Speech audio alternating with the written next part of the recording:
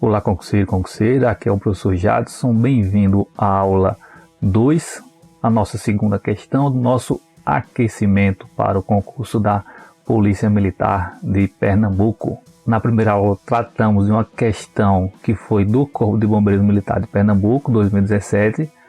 Agora, outra questão que também foi daquele certame. E a questão nos dizia o seguinte: arrebentou então, por culpa dos portugueses, uma revolta dos índios que anteriormente se mostravam pacíficos, e o chefe da terra pediu-nos, pelo amor de Deus, que fôssemos às pressas auxiliar o lugar, do qual os indígenas queriam se apoderar.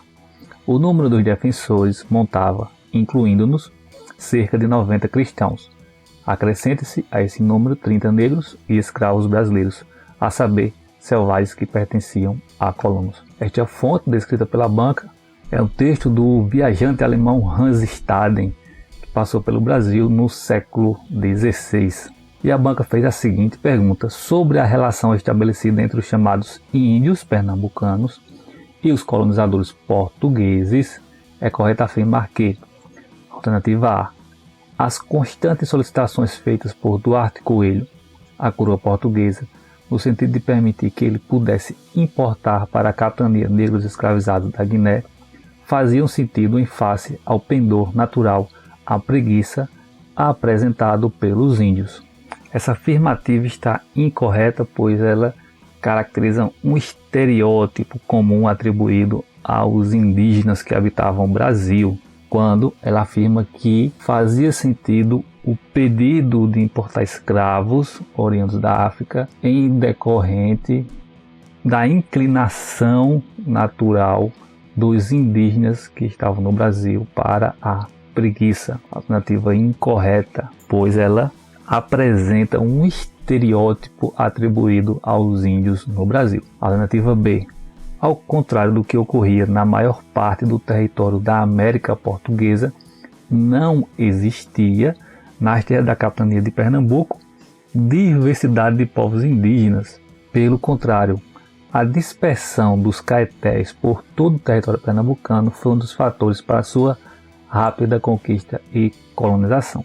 A alternativa também incorreta, pois não era ao contrário do que ocorria na maior parte do território da América Portuguesa, mas assim como ocorria no território americano como um todo, seja do lado português ou do lado espanhol, havia sim uma diversidade de povos indígenas. Quando afirma aqui que não existia, isso torna a alternativa incorreta. A alternativa C. Na capitania de Pernambuco, os ataques indígenas foram constantes a vilas e plantações de açúcar, apesar de as tropas coloniais repelirem as investidas. Esses ataques não eram cessados. Esse foi um dos motivos que levaram a coroa portuguesa a enviar ao Brasil levas de missionários para que pudessem atuar entre os índios e ajudar na sua domesticação. A alternativa correta. E este conflito, que é caracterizado na alternativa C, a gente pode ler o que nos afirma a fonte, pois rebentou uma revolta dos índios. A alternativa C, portanto, correta. A alternativa D, os inúmeros contatos que os europeus cristãos estabeleceram com os povos indígenas a partir de determinado momento da colonização foram mediados por uma lógica colonizadora de opressão, imposição, negação imposta pela superioridade dos colonos portugueses. Essa era tamanha que não permitiu o desenvolvimento de qualquer forma de resistência indígena.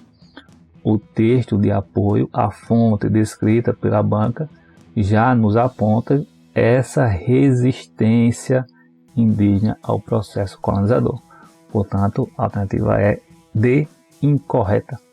A alternativa é: a história das relações sociais entre os missionários franciscanos indígenas da capitania de Pernambuco revela a existência de inúmeros contatos ao longo do período colonial, mais preocupados com a catequese dos povos, não exerceram nenhuma influência na política indigenista adotada pela metrópole. alternativa incorreta quando afirma que não exerceram nenhuma influência na política indigenista. Portanto, a alternativa C, a correta. Vamos recordar alguns traços já abordados na aula anterior. Lá nós falamos sobre a localização espaço-temporal do que a questão exigia sobre a história do Brasil. Temporalmente, o período colonial, que se iniciou com a instalação das capitanias hereditárias e se encerrou com a independência do Brasil.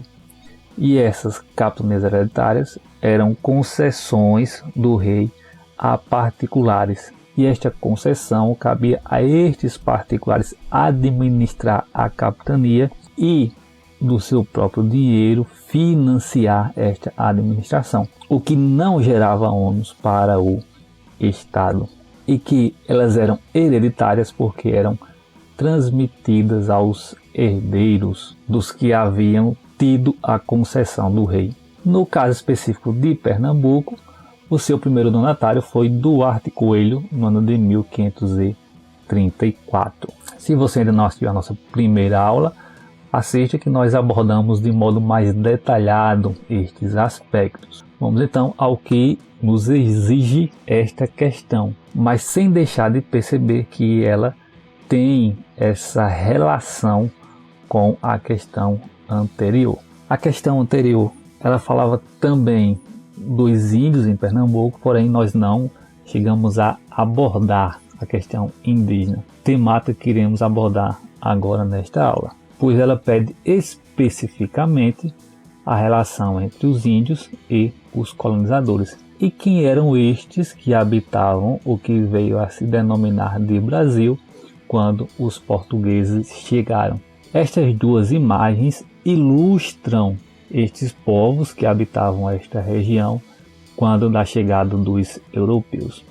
Aqui esta imagem que pega a América do Sul, com a descrição de alguns povos que aqui habitavam, e esta aqui com o foco no litoral e um pouco do interior do Brasil, em que se descreve os principais grupos indígenas no Brasil no século XVI, portanto, período do Brasil colônia. E para responder essa pergunta, a primeira característica que já notamos nessas imagens é que havia uma diversidade de povos nesta região, ou neste continente como um todo que se denominou América, ou em suas partes, seja do norte, central ou América do Sul.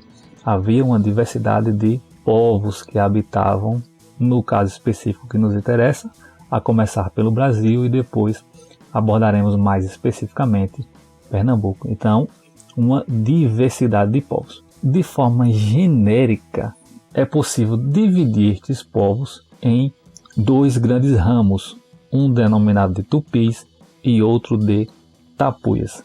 Genericamente, de forma simplificada, estes tupis era a denominação ou a nomenclatura que caracterizava aqueles que habitavam o litoral, e tapuia era a nomenclatura que caracterizava aqueles que habitavam o interior. Então já nota estes dois aspectos da chegada dos portugueses ao Brasil. A diversidade de povos, ou de etnias, ou de grupos, que aqui está descrita apenas os considerados principais, e que essa diversidade pode ser sintetizada ou resumida em dois grandes blocos: os que habitavam o litoral, denominado de tupi, e os que habitavam parte do interior, o denominado de tapuias. Partindo destas características, vamos aproximar para a área ou a região do que veio a ser a capitania de Pernambuco, fazendo um recorte nesse mapa maior, uma área relativamente que aborda o Nordeste, e um recorte menor ainda, abarcando aqui o que é o estado de Pernambuco, ou o que era a capitania de Pernambuco, que se iniciava aqui na foz do Rio São Francisco até a ilha de Itamaracá. Aqui a gente já nota dois grupos habitando esta região: os Tabajaras e os caetés. A relação deles com os portugueses será uma relação distinta. Os tabajaras serão os indígenas aliados dos portugueses e os caetés serão os indígenas inimigos. E uma característica pertinente aos caetés que chama bastante atenção é a antropofagia. O que era a antropofagia? Era o rito de devorar o inimigo. Era um ritual em que, após vencer o seu inimigo, o grupo vencedor literalmente devorava os seus inimigos. Era, portanto, um canibalismo, mas um canibalismo que não estava relacionado à alimentação em si, mas um ritual.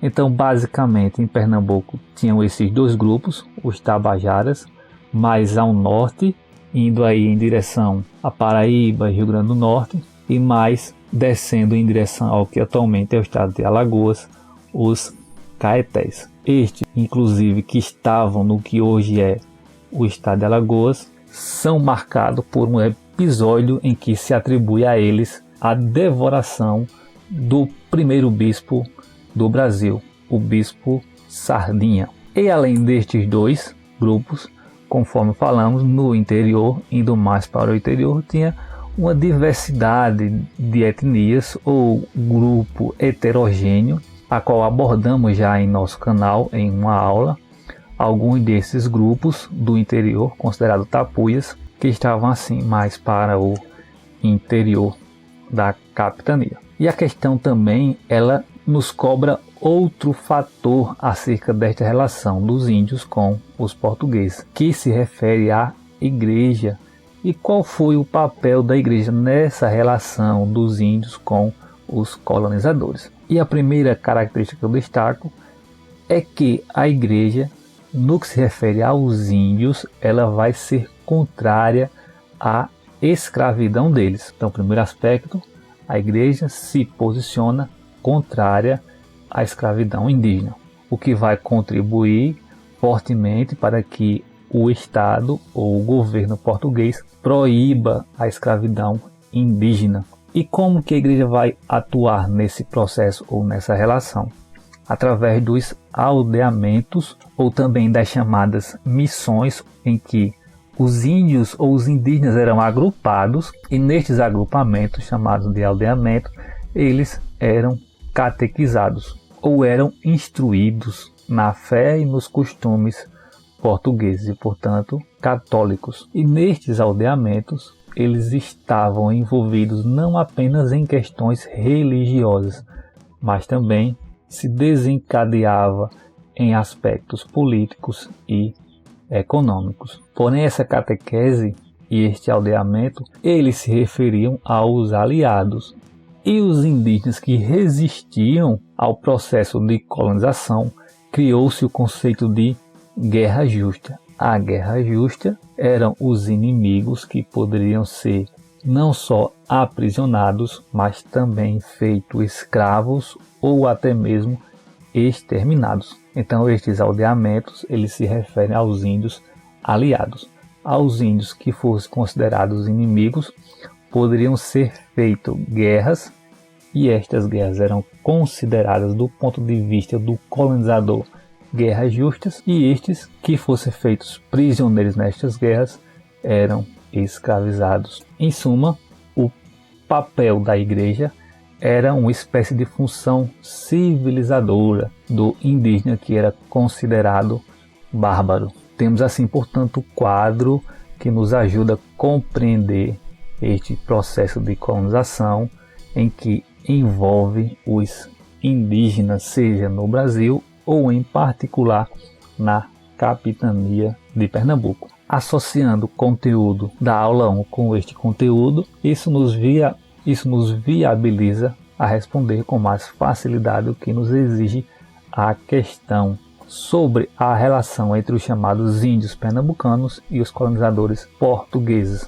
Conforme falamos no início, é uma forma pejorativa e denigrante, é um estereótipo atribuído ao indígena, acusá-los de ser preguiçoso. A alternativa B, quando fala que não existia uma diversidade de povos indígenas, porém, como vimos, existia sim uma diversidade de povos. E a alternativa C, a correta, conforme nos descreve a própria fonte utilizada pela banca para elaborar a questão. Conforme essa fonte também nos descreve, ocorreu sim a resistência indígena. E em relação ao papel da igreja, ocorre não apenas uma influência religiosa, mas também questões políticas, bem como econômicas. Chegamos assim ao final deste nosso segundo aquecimento para o concurso da Polícia Militar de Pernambuco. Não deixe de se inscrever em nosso canal, deixe seu joinha, conheça também nosso blog, nosso conteúdo no Spotify e se desejar entrar em contato, nos envie um e-mail. Bons estudos e até a próxima.